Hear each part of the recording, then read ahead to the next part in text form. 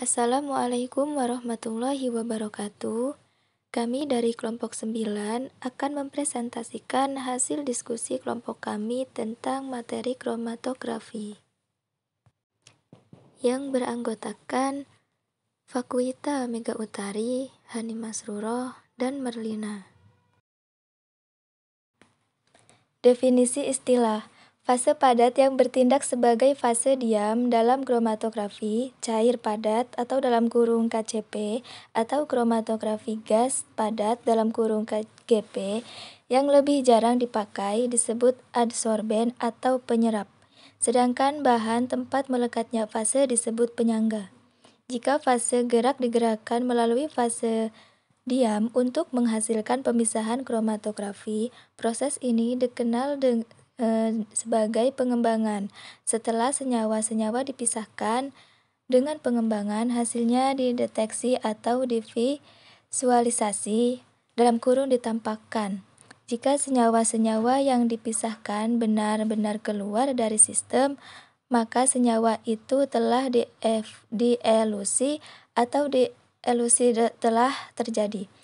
Senyawa yang dipisahkan biasanya disebut linarut atau secara kelompok disebut cuplikan. Hasil keseluruhan disebut kromatogram. Selanjutnya, dasar kromatografi. Dalam melakukan metode kromatografi, terdapat beberapa hal yang harus diperhatikan. Di antaranya adalah polaritas dari molekul. A. Suatu molekul polar atau nonpolar berdasarkan ada atau tidaknya unsur elektronegatif. Apabila ada, maka molekul cenderung polar. B. Bentuk geometrinya. Adanya hidrogen asam yang menandakan kepolaran. Proporsi molekul terhadap atom elektronegatif atau hidrogen asam. Adanya gugus polarisasi atau atom dan susunan kepolaran. Selanjutnya, jenis-jenis kromatografi. 1. Kromatografi lapis tipis atau KLT. Kromatografi lapis tipis atau KLT adalah suatu teknik pemisahan yang sederhana dan banyak digunakan. Metode ini menggunakan lempeng kaca atau lembaran plastik yang ditutupi penyerap untuk lapisan tipis dan kering. Untuk menonjolkan larutan cuplikan pada lempeng kaca, pada dasarnya digunakan mikropipet atau pipa kapiler. Setelah itu, bagian bawah dari lempeng dicelup dalam larutan pengulsi di dalam wadah yang tertutup. Yang kedua, kromatografi kertas. Teknik kromatografi kertas diperkenalkan oleh Johnston, Gordon, dan Martin pada tahun 1994 yang menggunakan kertas saring sebagai penunjang fase diam. Kertas merupakan selulosa murni yang memiliki afinitas terhadap air atau pelarut polar lainnya. Bila air diadsorpsikan pada kertas, maka akan membentuk lapisan tipis yang dapat dianggap analog dengan kolom. Lembaran kertas berperan sebagai penyangga dan air bertindak sebagai fase diam yang terserap di antara struktur pori kertas. Cairan fase bergerak yang biasanya berupa campuran dari pelarut organik dan air akan mengalir membawa noda cuplikan yang didepositkan pada kertas dengan kecepatan yang berbeda. Pemisahan terjadi berdasarkan partisi masing-masing komponen di antara fase diam dan fase bergeraknya. Kromatografi kertas digunakan baik untuk analisis kualitatif maupun kuantitatif.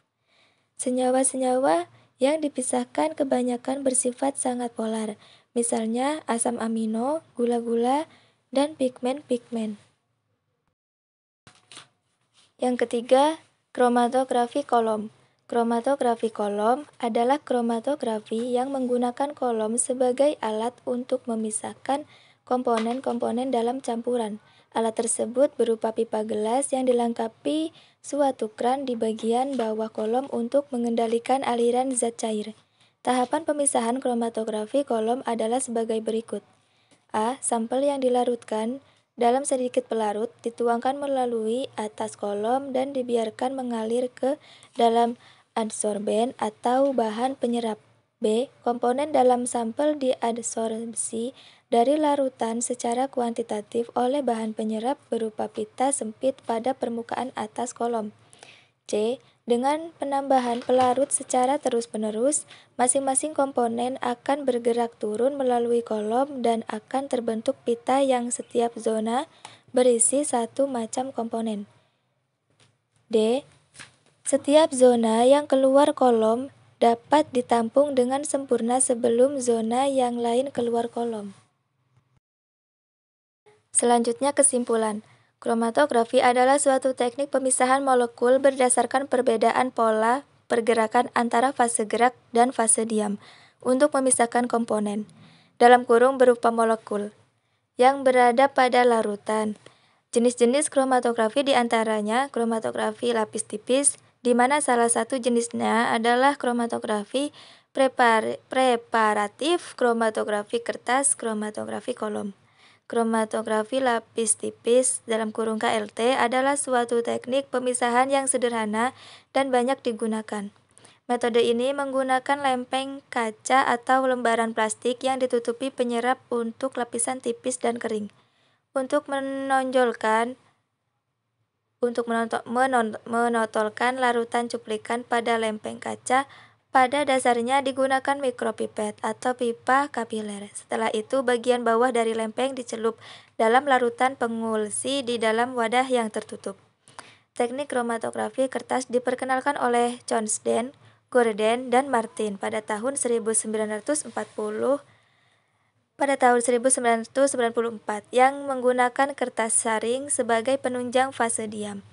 Kertas menggunakan selulosa murni yang dimiliki afinitas terhadap air atau pelarut polar lainnya.